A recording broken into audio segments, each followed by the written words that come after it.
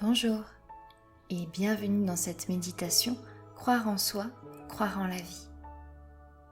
Et d'ailleurs, sauriez-vous dire qui vous êtes? Vous définir selon vos valeurs, selon votre perception de vous-même et de votre vie. Et la vie, qui est-elle? Comment croire en quelque chose que l'on a du mal à définir, à comprendre, à connaître? La vie est en chacun de nous. Elle est comme une énergie qui anime, qui illumine, qui ravive. Elle est dans tout ce qui est vivant, que ce soit dans le plus minuscule insecte, dans un végétal, un animal, et même aussi dans le plus virulent des virus. Elle est partout, à qui sait la voir. C'est tellement banal de voir des gens autour de soi, de rencontrer des animaux, de regarder son potager pousser dans son jardin, alors que c'est l'œuvre de la vie elle-même. Elle est ce que l'on ne voit pas, mais que l'on peut constater. Elle est partout, tout autour de nous, à l'intérieur de nous, et ce que l'on peut ressentir. La vie que l'on a dépend-elle de nous? Ou est-ce que c'est nous qui sommes dépendants de la vie? Et si c'était les deux à la fois? Comme si dans la vie il y avait des choses incontrôlables et en même temps des choses que l'on est totalement capable de maîtriser et sur lesquelles nous pouvons agir. La vie est un mouvement perpétuel et elle est peuplée d'incertitudes. Et si c'était ça, la magie de la vie? Le fait de ne rien savoir à l'avance et de se laisser transporter par elle. Dans notre société, nous apprenons très tôt à contrôler les situations, à toujours devoir maîtriser ce qui nous arrive. Et si maintenant, on pouvait commencer par voir la vie comme une coéquipière à qui on peut faire confiance? Quand on doute de la vie, on doute aussi de soi, car nous sommes liés à elle, comme elle est liée à nous. Sans corps, sans matière, il n'y aurait pas de vie. Sans vie, il n'y aurait pas de matière. Il y a des croyances qui disent qu'avant même de naître, nous choisissons de vivre des expériences de vie. Bouddha disait « Accepter ce qui nous arrive, on l'a décidé ». L'objectif sur cette terre, c'est d'expérimenter l'amour inconditionnel, la paix, la joie, et c'est d'être maître de soi. Et si au lieu de voir le côté sombre du mal-être, on pouvait y voir le côté lumineux? On nous a appris le côté binaire de la vie, le bien et le mal. Et si on mélangeait les deux? Avez-vous remarqué que nos déclics et nos changements partent pratiquement tous de ce que l'on appelle un obstacle? La vie, c'est la respiration. Alors concentrez-vous un instant sur votre inspiration et sur votre expiration.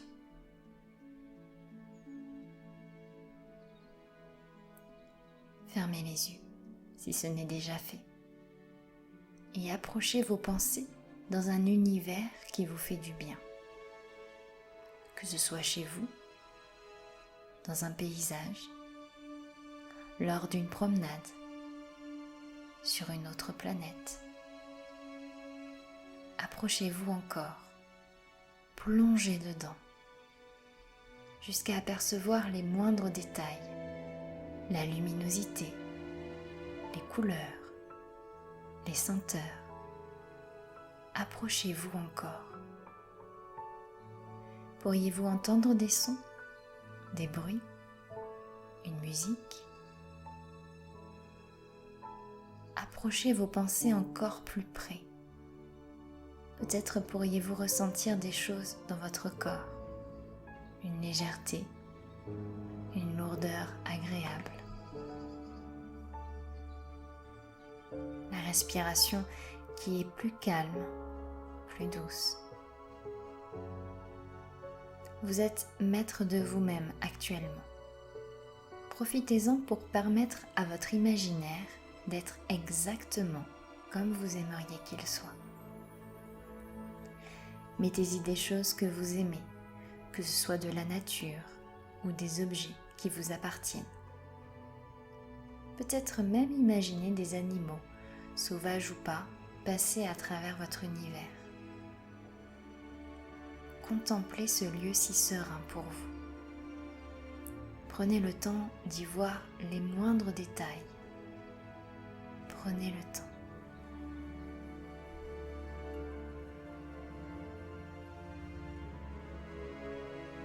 Jusqu'à ce que tout devienne lumineux.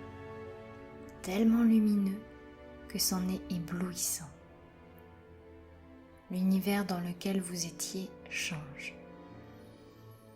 Vous êtes dans un endroit hors du temps, totalement hors du temps, comme une parenthèse dans votre vie. Une parenthèse pour comprendre, une parenthèse pour vous connaître. Vous êtes baigné par la lumière, comme quand on prend un bain de soleil et qu'on ressent une chaleur douce sur la peau. Vous êtes ici, à la source de tout. Oui, à la source de la vie. L'ambiance y est neutre. En fait, quand on y réfléchit bien, il n'y a que nos jugements qui peuvent transformer un endroit en quelque chose d'effrayant ou en quelque chose de serein. Ce décor blanc et lumineux est simplement blanc et lumineux, c'est tout. Calmez votre respiration, vous êtes en sécurité, rassurez-vous. Vous êtes à la source de vous-même. Là où vous avez fait vos choix, là où votre vie s'est construite. Imaginez. Et si cela ne fait pas partie de vos croyances, laissez votre inconscient écouter simplement cette histoire. Imaginez qu'un magnifique fauteuil vous y attend. Vous pouvez vous y asseoir tranquillement. Vous êtes hors du temps, hors de l'espace, et vous regardez les choses se faire. Un écran blanc, lui aussi, commence à vous montrer une image, celle de la naissance de votre vie. Attention, pas votre naissance à vous, celle de votre vie, cette fameuse coéquipière. Elle naît avant même que vous soyez dans la matière.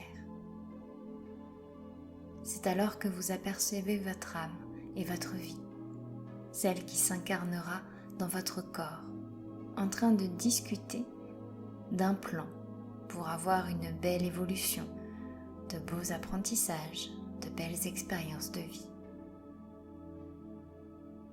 Peut-être que votre âme et votre vie sont-elles autour d'une table avec 1001 possibilités mises sur le tapis. Certaines, elles le savent, dépendront de vous. D'autres dépendront de la vie.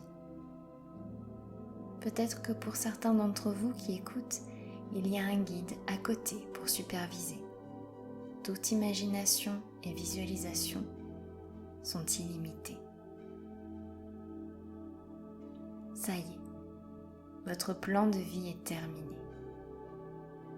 Du choix de vos parents à votre mort, tout est décidé. Même si à certains endroits, votre libre arbitre vous donne un large panel de choix. L'écran vous montre votre plan de vie. Certains y verront des scènes sur la table par ordre chronologique, d'autres y verront des dessins ou le titre de chaque étape de vie. Certains peuvent même voir intervenir d'autres âmes, celles que vous rencontrerez lors de ce plan de vie. celles qui feront partie d'un tout petit bout de chemin, d'autres qui s'en iront précocement, et d'autres qui feront partie intégrante de votre vie. Ces âmes ont donné leur accord pour faire partie de votre plan de vie, comme vous-même, vous avez décidé de faire partie du leur. Vous y voyez aussi sur cette table une scène ou plusieurs qui actuellement vous donnent des difficultés. Un corps qui ne vous convient pas, une difficulté pour rencontrer quelqu'un, un mal-être psychique, un décès traumatisant, une relation toxique, une famille déchirée, une difficulté à avoir un bébé, un examen raté. À travers cet écran, plusieurs émotions peuvent vous traverser. Pourquoi avoir choisi ce plan de vie? À quoi bon? C'est si difficile, si injuste peut-être. Votre âme sait ce qu'elle va en apprendre. Pour elle, il n'y a pas de punition ni de récompense. Votre âme s'aime comme elle est et elle veut se donner les moyens d'avoir une coéquipière qui lui permet d'apprendre sur elle, sur la matière, sur cet univers. Elle sait que toutes les autres âmes qu'elle rencontrera auront aussi choisi de vivre certaines expériences. Votre vie, votre âme et peut-être même votre guide commencent à vous regarder à travers l'écran parce qu'ils ressentent vos émotions. Avec bienveillance, ils vous parlent de votre plan de vie. Peut-être même qu'ils vous félicitent parce que c'est une sacrée aventure que vous avez choisie, remplie d'émotions aussi diverses et variées que la Terre tout entière. Et vous y arrivez. Vous n'avez peut-être pas l'impression, mais quoi qu'il arrive, chaque âme est sur son chemin et à son rythme. Il est important de chercher à l'intérieur de soi. C'est là que se trouve la source de soi-même. Votre propre lumière, votre coéquipière est à l'intérieur de vous et non à l'extérieur. Accepter le choix de votre âme, votre choix, c'est aussi se respecter, apprendre à s'aimer et comprendre que la vie n'est que changement perpétuel. Plus vous résistez, moins vous acceptez ce qui est censé être, et plus l'expérience se répétera, comme une leçon que l'on répète à un enfant. Il est temps d'y voir en chaque expérience une possibilité de changer sa vision, de changer ses habitudes, de profiter de sa vie, de faire de cette expérience une élévation plutôt qu'une dépression. À travers cet écran, votre âme, votre vie, votre guide vous parle avec bienveillance. Laissez aller les choses. Peut-être ne les entendez-vous pas, ni ne les ressentez. Laissez aller. Peut-être se manifesteront-ils lorsque vous y attendrez le moins.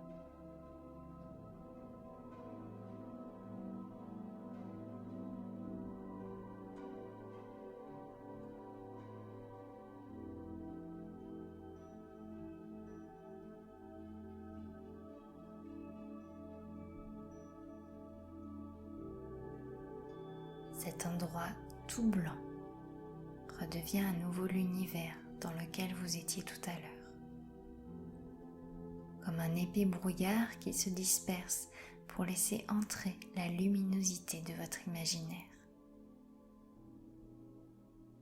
Entendez à nouveau les bruits, les sons qu'il y aurait autour de vous dans cet espace. À n'importe quel instant, vous pourrez retourner dans votre source, à l'intérieur de vous, découvrir les réponses de votre âme, de votre vie. Pour les autres, peut-être expériences qu'elles auraient choisies. En attendant, reprenez conscience doucement de votre respiration, de votre coéquipière qui, dans cet instant présent est à l'intérieur de vous. Bougez vos mains, votre tête, votre corps. Reprenez conscience de l'endroit où vous êtes installé. L'endroit imaginaire repart dans l'imaginaire pendant que le conscient, lui, prend encore plus de place à l'intérieur de vous, à l'intérieur de votre esprit, à l'intérieur de votre corps. Là, rouvrez les yeux. Bienvenue dans votre vie. Faites confiance à la vie et à votre âme. Demandez-vous pour chaque expérience ce que cela vous permet d'apprendre et de comprendre. Bon petit brin de positif et à bientôt.